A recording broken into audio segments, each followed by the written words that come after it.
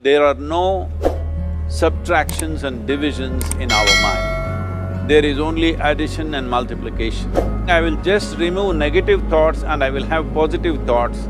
All the best, it's not going to work. It's just that you need to pay little attention as to how it functions. You will see there is a distinction between what is you and what you have gathered.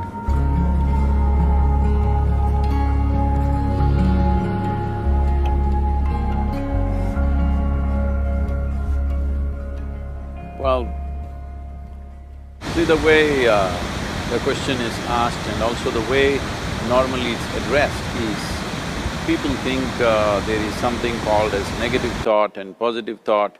They want to remove the negative thoughts and have only positive thoughts. For such people, I would ask them to just experiment for 10-15 seconds. Let them forcefully remove one thought from their mind. For example, next 10 seconds, just don't think of a monkey. Try not to think of a monkey for next 10 seconds. You will see you will be full of monkeys.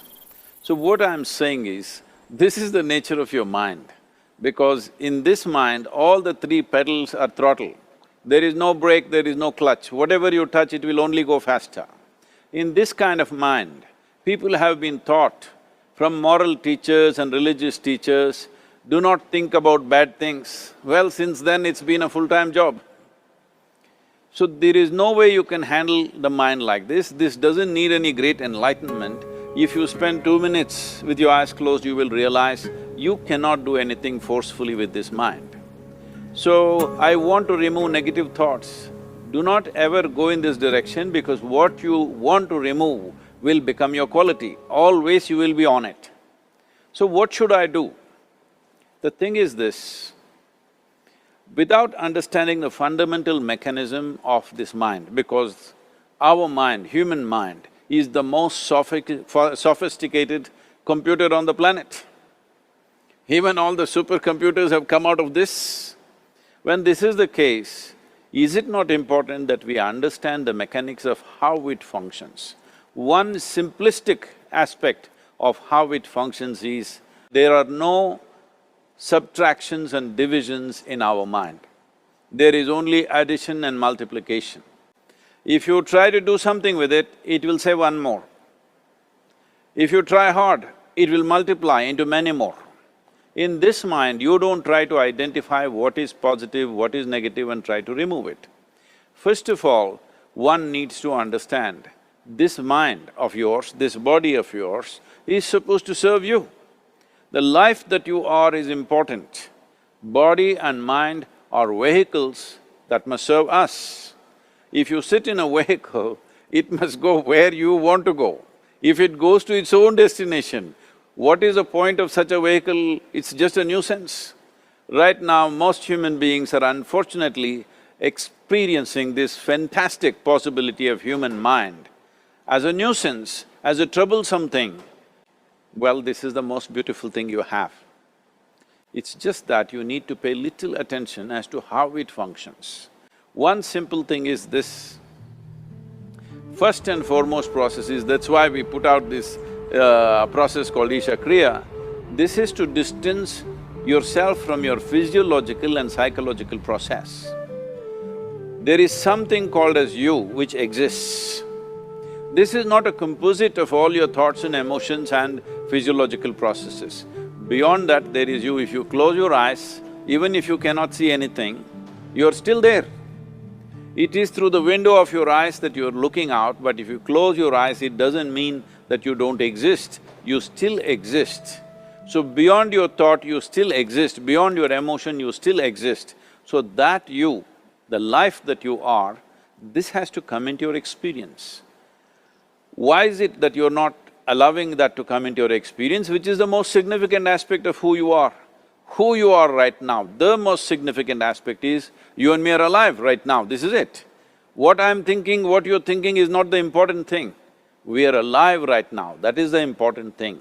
So, it is important that you focus on this fundamental sense of aliveness within you, and then you will see there is a natural distance between you and your thought process. Once there is a distance between your psychological process and your physiological process, this is the end of suffering. Because there are only two kinds of suffering that human beings go through, physical suffering and mental suffering.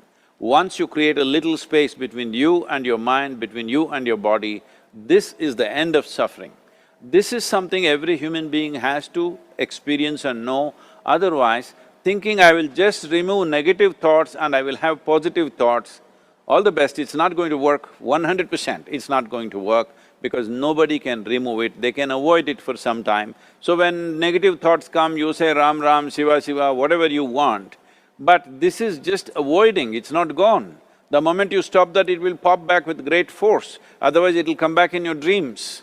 So it's very important, first of all you need to understand your anger, your resentment, your fear, your anxieties, the negativity that you generate.